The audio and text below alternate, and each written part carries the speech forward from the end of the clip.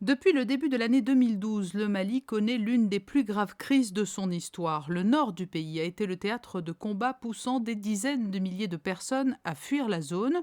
On estime à plus de 600 000 le nombre d'enfants menacés de malnutrition aiguë. C'est la raison pour laquelle la principauté de Monaco, qui a fait du Mali l'un de ses pays d'intervention prioritaire, a souhaité apporter un soutien direct à ces populations déplacées qui vivent dans de terribles conditions à Bamako et ses environs. Cette toute nouvelle aide par la distribution de kits alimentaires pour 10 000 personnes, pour à peu près 1000 familles au Mali, intervient tout simplement dans le cadre d'une demande du consulat de Monaco au Mali, à Bamako, où M. Mossadegh Bali nous a indiqué qu'il avait été saisi par les communautés locales de 2 quartiers de Bamako, Kalabankoro et Bamako-Est, d'une grosse précarité sur beaucoup plus que 1000 familles, mais en tout cas nous on a pu faire pour 1000, sur une grosse précarité alimentaire tout simplement. Des réfugiés qui sont venus chez leurs cousins ou cousins de cousins à Bamako pour fuir les combats au nord et qui se trouvent dans un état de complet dénuement, tout simplement. Donc on a réagi à la demande du consul, on a sollicité nos contacts sur place, que ce soit la Croix-Rouge, les ministères, etc., avec qui on a déjà de très bonnes relations. On s'est mis d'accord, on a vu ce qu'on pouvait proposer en matière financière, parce qu'hélas, il n'y a pas que cette crise cette année, et l'année n'est pas finie.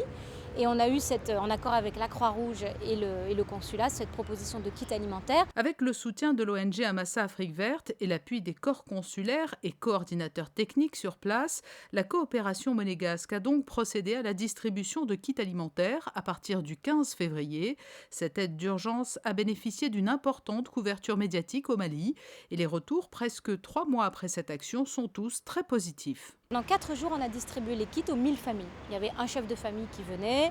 Dans le kit alimentaire, vous avez l'habitude, du riz, du sucre, du millet et également un montant pour se déplacer, puisque en plus de ne pas être nourris à leur faim et d'être en difficulté, ils n'ont pas de mobilité en ville pour chercher du travail ou faire des démarches, puisqu'ils n'ont aucun moyen de se déplacer. Au niveau bien sûr concret, les 10 000 personnes touchées ont vu leur situation quotidienne s'améliorer, c'est notamment les mamans qui font un retour, puisque l'état nutritionnel des enfants en bas âge se dégrade beaucoup plus vite que pour les adultes.